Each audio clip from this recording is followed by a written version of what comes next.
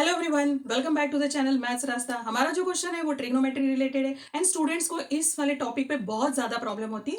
लेकिन अगर आप मेरे क्वेश्चंस के सॉल्यूशंस को देखेंगे, ध्यान से लास्ट तक उसे समझेंगे, तो आपके लिए ये वाला प्रॉब्लम बिल्कुल सॉल्व हो जाएगा। क्योंकि मैं एक एक चीज आपको क्लियर करके बताती हूँ कि कैसे और क्यों ये चीजें करी जा रही है और कैसे हम अपने आंसर को कैलकुलेट कर सकते हैं। ठीक है, इसके अलावा ट्रिग्नोमेट्री रिलेटेड और भी क्वेश्चंस मैंने सॉल्व करे हैं जो आपको आई बटन में मिल जाएंगे, प्लीज उन्हें भी जरूर देखिएगा।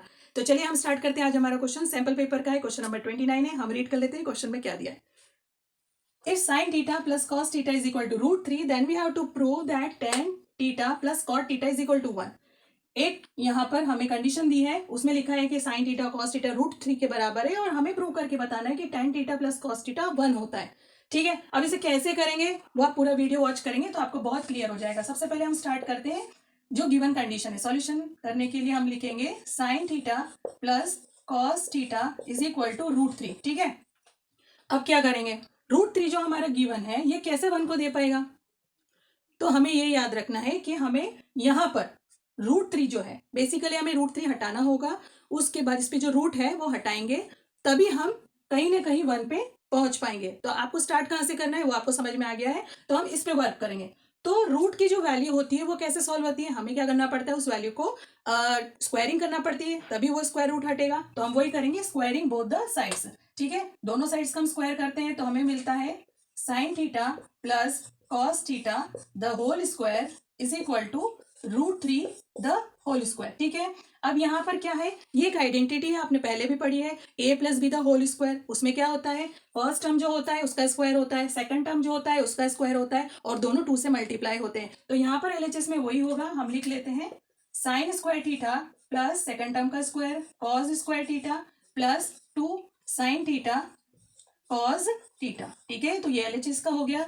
देन अगर यहाँ पर स्क्वायरिंग कर रखी तो √3 पे रूट स्क्वायर रूट हट जाएगा और हमें 3 मिल जाएगा। देखिए जैसे यहाँ पर होगा धीरे धीरे सब कुछ सिंप्लीफाई होता जाएगा और आपको इजी लगेगा। नाउ आपने एक आइडेंटिटी पढ़ा है, sign square theta plus cos square theta 1 होता है, वही हमें यहाँ पर करना है। तो ये वाला जो पार्ट है ये 1 हो जाएगा, remaining part as it is लिखेंगे 2 sine theta cos theta is equal to 3। 1 जो है वो आरएचएस में शिफ्ट होगा, माइनस का साइन होगा, 2 साइन थीटा वो सब्ट्रैक्शन परफॉर्म करेगा, cos theta is equal to 3 minus 2, 2 sine theta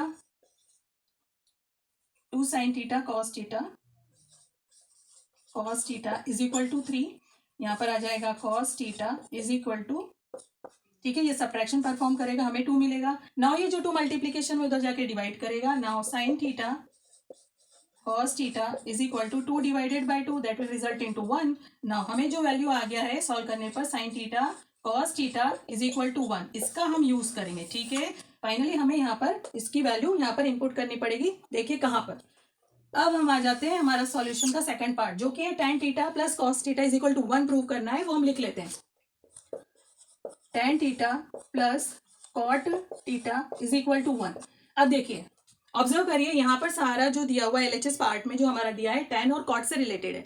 आपको सिंपली पता है कि यहाँ पर जो कंडीशन दी हुई थी वो साइन cos से रिलेटेड थी, तो हमें इस पार्ट को भी जिसे प्रूव करना है उसे हमें साइन और cos में कन्वर्ट करना होगा। ठीक है, तो आपको पता ही है tan क्या होता है, sine theta by cos theta, वही हम यहाँ पे लिख लेते हैं। तो हम लिखेंगे sine theta by cos theta plus ये जो cot थीटा है ये जस्ट उसका रेसिप्रोकल होता है tan का, तो हम लिखेंगे cos theta by sine theta, cos theta by sine theta is equal to 1। ये 1 चलता रहेगा क्योंकि हमें इसको प्रूव करना है।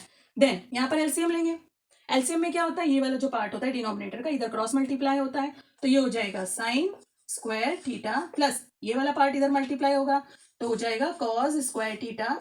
डिनोमिनेटर की दोनों वैल्यूज मल्टीप्लाई होती है तो हम लिख लेते हैं साइन थीटा कॉस थीटा। अब देखिए पहले कॉस लिखिए या साइन थीटा लिखिए, उससे कोई डिफरेंस नहीं होता है, क्योंकि जब आप मल्टीप्लीकेशन परफॉर्म करते हैं 2 इंटू 3 या 3 इंटू 2 आंसर सेम ही आता है 6। ठीक है, देन इज इक्वल टू हम यहाँ लिख लेते हैं 1। सेम चीज देखिए, sine square theta cos square theta हमने यहाँ पर भी 1 करा था, सेम आइडेंटिटी का यूज करेंगे। Sine square theta cos square theta जो न्यूमरेटर में है वो 1 हो जाएगा।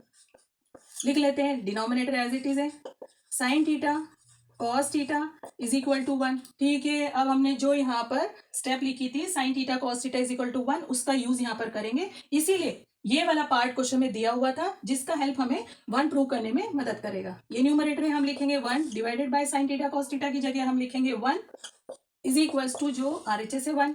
अब 1 डिवाइडेड बाय 1 ही रहेगा, so 1 is equals to 1। That was the proof. LHS is equal to RHS, हमको जो प्रूव करना था वो हम प्रूव कर चुके हैं। सो हम लिखते हैं लास्ट में हैंस प्रूव्ड।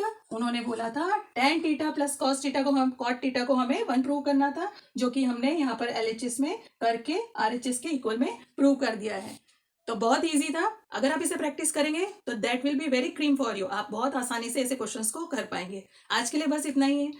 अगर वीडियो अच्छा लगा है तो प्लीज लाइक करें, चैनल को सब्सक्राइब करें। Bye bye, take care.